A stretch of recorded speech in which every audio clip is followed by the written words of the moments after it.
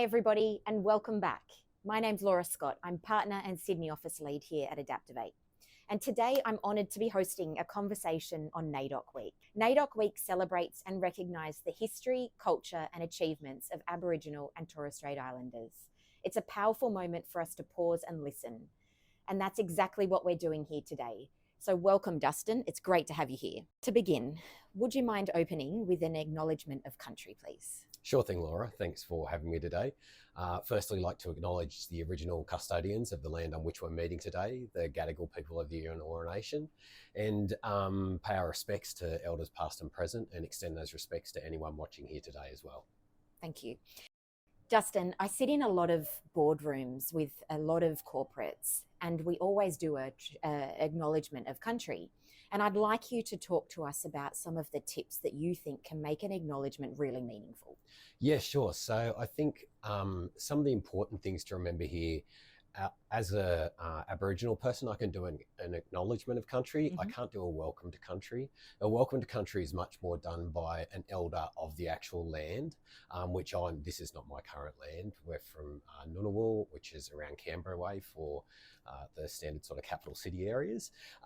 So someone from the actual lands here would have to do a welcome to country. And in an acknowledgement of country, I think it's important to think about the words that you're saying. You often hear people say, I'd like to acknowledge the original owners of this land. There's no owners, and that's why I generally put that word custodians in there. It's very important. It's much more about everyone being at one with the land, and the land is part of us and we're part of the land. So it's a much more inclusive way to think about it, and that's how I like to address it. The other point is trying to look at something from around the land that you're either from or that you're speaking on. Something that's interesting is, people say, as I just did as well, like, to the Gadigal land on Eora Nation. Eora is a made-up word from original settlements back in the colonisation time. It was just a word that came about because of when they were talking to Bennelong back then, and he actually used the word Eora, and the understanding was that it meant black man. So little tidbits like that is actually quite useful, and I find I get the most out of those acknowledgements and welcomes when there's some interesting fact in there that I can connect to, and it brings you closer to the country that you're on. I completely agree. Thank you. That's great points. So the NAIDOC theme for this year is strength, vision, and legacy. Can we start with strength and what that means to you? Yeah, sure. I'll give you some quite high-level ways of how I'm seeing this, and I think it really aligns with GADALI and what we're looking to do. So strength for me is going forward as one nation, one mob, everyone together. Strength in numbers that everyone's heard of, and the more people we have that subscribe to this theory, the better off we'll all be in the coming years. Vision is what can we do to make tomorrow better than today? And that's a really big part of what we're doing as well. And the legacy also leans into, from GADALI's mission as well, learn from the past. We don't need to dwell on it, because you can waste then future time on that. I think there's enough things going on that we need to really focus on that vision and really bring everyone together for a better tomorrow. And the last one, legacy. So yeah, the legacy is that past side of what we're actually looking at. So, and just trying to learn from that, and everything that's happened, either what you did today, it doesn't have to be, legacy from 50,000 years ago. Just think about how you can change tomorrow. What could you do a little bit better today or tomorrow from what you've learnt today or yesterday? Brilliant. And which brings me to GADALI. So we've sat down in the past and we had probably more of a formal interview, which our listeners can certainly and hopefully will go back and listen to. GADALI, can you please talk to us? What's GADALI doing from where we were 6 months ago? Where are you now? Sure. So brief introduction for new viewers is GADALI. It actually comes from a Ngunnawal word, which means to hunt. And it came out of the premise, the old proverb of give a man a fish, feed him for a day, teach a man to fish, feed him for a lifetime. So we're trying to teach people to hunt for their own future, for their own careers. And so that's where I very quickly found myself in a lucky situation where I went to a public school out in country New South Wales, was lucky enough to get into an opportunity and go to university. At that university, studied electrical engineering, and then found myself able to, again, I think you do make your own luck to a degree, but I was in the right place at the right time, and been sort of like continually finding myself in these what I call lucky situations to get to where I am today, where I can start to give back. So I'm grateful for what happened in my lifetime, but I think there were a lot of barriers there that, even a slight slip up, being in the wrong place, I wouldn't have been able to get here today. Right. So we're planning to try and lower those barriers and increase those opportunities and provide more pathways for people on full careers to actually move from a First Nations perspective into a tech career. So as we do this becomes more of an opportunity that we can see and capitalise on moving forward for First Nations people. So Dustin, recently you've started the Industry Studio. Can you tell us more about that? Yeah, thanks, Laura. So Industry Studio is a way that we're trying to disrupt a bit of the traditional consultancy work. So as opposed to going in and doing, a long, could be up to 2-year engagement of actually finding out what's going on within a company, providing a plan and a framework that they then work on for the next 5-10 years. With AI, the change that needs to happen much more faster than it has done in the past. Okay. So what we're doing is we're implementing these ideation sessions, which are bringing in some stakeholders, everything from like front of house people all the way through to executives, and just going, okay, let's get 10 or 15 of those in, work out what some of your major problems are from a business lens. Okay. And then we're utilizing AI to put a proof of concept in within a 4 to 8 week period, make sure that this is aligned with the business problem that we want to solve. And then once we're doing that, we're moving on to the actual implementation of that. This allows for a really quick turnaround and getting value from the engagement very quickly, which particularly for a not-for-profit, which has not they may have money, they don't have time, they don't have resources, and they're not sure how to spend the money the best way that they can. So we want to make sure that we can give them the best value for money. And so we see this and iterating that process multiple times as everything's changing, rather than trying to come up with one big solution that's just going to be too costly for the actual and not having client. To wait for 2 years to actually see an output. Exactly, yeah. Fantastic. I mean, certainly we've seen them in the office, and the buzz that they're creating around the office just from the 2 that you've had so far have been fantastic. The conversations that we've had around the output and the pace at which you've been able to move, and just to prototype in 2.5 weeks is fantastic. So well done. Yeah, thank you. It's been and we're building up more of the blueprint, and we want this to be repeatable and scalable. So it's not about reinventing new solutions, which is why we can do that prototyping so fast. It's more about actually utilizing existing solutions that are out there and accelerating the adoption of those solutions that exist. So is there any plan for bringing in First Nations people into Industry Studio at all? Yeah, absolutely. And that's where everything that we're doing, all of the vehicles we're currently pushing from within inside the business, it has to be aligned with our mission of bringing more First Nations people into IT. Now, it may not be a direct employment approach for each one of these vehicles that we're using, but there has to be some final goal as to how that's going to help us in the long run. Okay. If it doesn't do that, it's not something that we entertain. Great. Okay. Now I've got a bit of a curly question. Offshoring. In the last conversation that we had, you spoke about onshoring. The amount of rooms that I've sat in recently in many different industries that are talking about offshoring to Manila based on either cost saving or capability. You spoke to me about onshoring and using First Nations people. Can we talk about that and what your plans are for that, and what messaging we can be saying to corporates from a Australian perspective? Absolutely. I think even since we last spoke, it has changed a little bit. For anyone saw the original, it was part of our plan for within about a 5 to 7 year period. As you've mentioned, we're actually getting a lot of support, and people want to see that timeline brought in a bit more. As I mentioned before, the proliferation of broadband and internet access to the bulk of Australia now. There's some statistics just out in March are showing that there's almost 90% of First Nations people have been engaged with the internet in the last 3 months. So that proliferation is actually showing itself as to where that's actually going.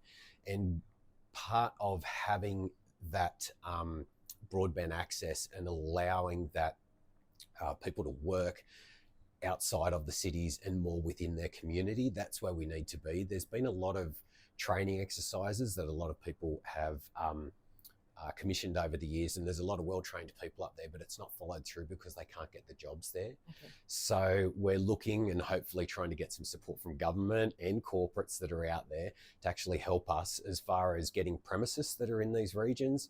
I know there's a lot of government buildings that are sitting there and being underutilised at this point in time. So can you get as cheaply as you can? Cheap is a subjective word. Do you get your value for money necessarily going to Philippines or doing some sort of offshoring? I think you can get as good, if not better value, if you're actually utilising an onshoring approach here. And that's what we're really hoping to do. So to actually provide more value, even though in the short term, the actual cheapness may not seem exactly the same. Yeah.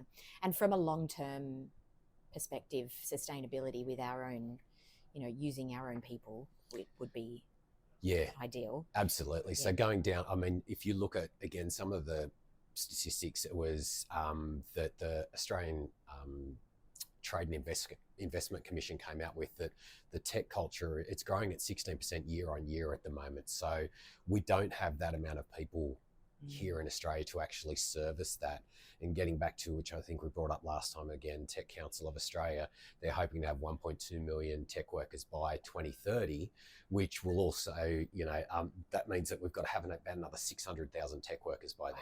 So we need to get those people trained up and ready to go. And I'd prefer those people to be here and supporting ourselves and our country and everyone around us. Again, hopefully you're seeing there's a bit of a theme here. It's all about being better tomorrow and how can we make this better. I've got some kids, I want those kids to have a better future, and these are all ways that we can do that on our own little scale. Yeah, agree. Is there any particular industry within the tech sector that is showing most interest at the moment? I think finance is going down that path where they're very much looking down the onshoring path. It has quite a good story to it, particularly for them internally, and also to show to the Australian public that they are supporting Australian jobs, which is where I think we need to be in this day. Dustin, so why GADALI? Because my background is originally in the tech sector, I was having a bit of a look around and I realised that most First Nations people, a vocation of choice is generally down legal services, social services. The top 12 jobs, according to the last census via the ABS, there's no tech people in First Nations doing that. They're generally down labouring, office, as I said, social services, legal services.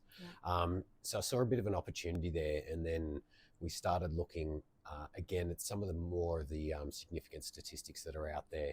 And if you look at pay scales and how they actually work within Australia, everything up to around about $1,000, the First Nations per capita tracks very similarly to the general population. But once you go over $1,000, the general population starts to kick up substantially, $1,000 per week.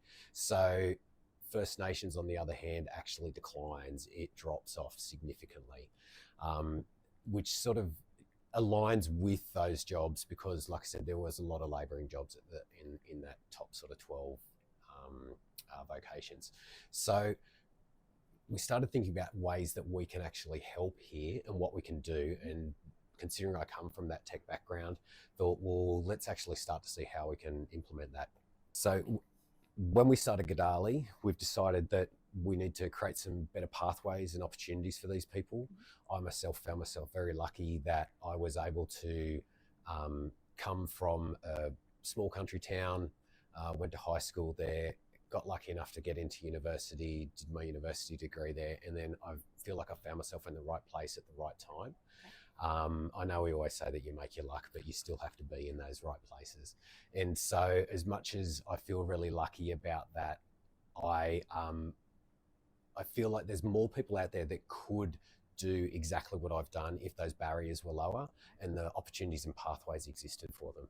So I'm just making sure that we can provide those opportunities and pathways. There's been a lot of training sessions that corporates have done for First Nations people. There's a lot communities are quite well versed in some of the technical skills that are out there, but the opportunity for job on country in community has not been there. With this proliferation of broadband into these communities and rural areas, we're very confident that we can actually make this work and provide these jobs in these areas. What are some of the closing the gap initiatives that you're working towards? So yeah, well, we can go towards the easier ones, which is sort of the targets 5 to 8, which is about employment and education. And, you know, that's, to me, that's the low-hanging fruit that we can grab and we can work with really well.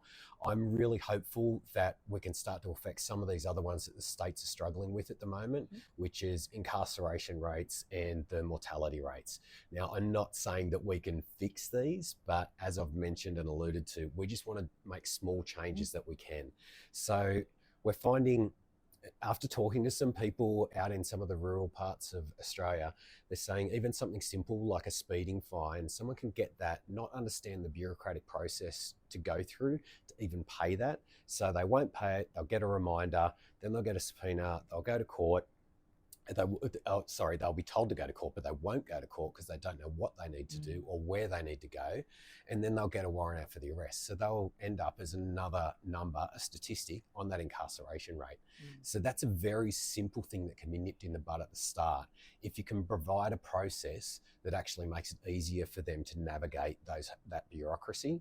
We are working with a significant partner at the moment, which we're in really early stages, but we're trying to come up with some AI and application based from a mobile perspective to actually allow these people to navigate these bureaucratic processes that are, you know, well, they are westernized based, and, you know, they're hard enough for people that are actually in government. I've heard of some departments changing names 5 times in a year and they don't even know which department they're working for. So for someone who's not au fait with it, it's almost impossible for them to work out what they should be doing. So if you think about that, getting down to explaining in simple terms how to go about paying a speeding fine. If I have a certain type of illness, if this comes up, they can actually go through and find the right path, or at least get them in front of the right people. That way we start to drop these, you know, these simple incarceration rates and mortality rates. There are people, and there are unfortunately some deaths that occur just through it's not even through negligence, it's just not knowing. So being able to provide that information and education is key to this whole process of these closing the gap initiatives. Absolutely brilliant, and like, I take my hat off to you. It's brilliant. Can we talk about partnerships? So ADAPTOVATE and GADALI, we sit next to each other and we absolutely value your partnership. Can you talk to us about some of the work that we're doing together? Yeah, absolutely. I mean, it's even more than just the ADAPTOVATE and GADALI partnership. It's everyone that's here. I've been very fortunate in everyone that we've pitched this idea to. And I thought, when I came out, I thought I'm going to go to my old corporate partners that I know and they're not going to be interested. Everyone is on board, which is really heartening and makes you think everyone does want to make this change. They're just not sure how. So we want to try and bridge that gap. And the partnership we've got with ADAPTOVATE has been enabled, particularly GADALI, to come out as a startup and accelerate our growth and our position in the market really quickly. You've got fantastic resources there from the people and process consultancy work that you do. And we really value that because we're very much coming from that tech side. So having those partnerships and everyone else that we've got going on is key to the success and actually furthering our mission of getting more First Nations people into IT. Dustin, thanks very much for coming along again to talk to me. It's a real privilege to always speak to you, and I really look forward to working together in the future. No, thank you, Laura. I really appreciate it and look forward to doing another one of these very soon. Fantastic. Thanks for coming, everybody. It was great to have you here again. And just a reminder, you can listen to us wherever you listen to your podcasts or reach out to us at adaptovate.com.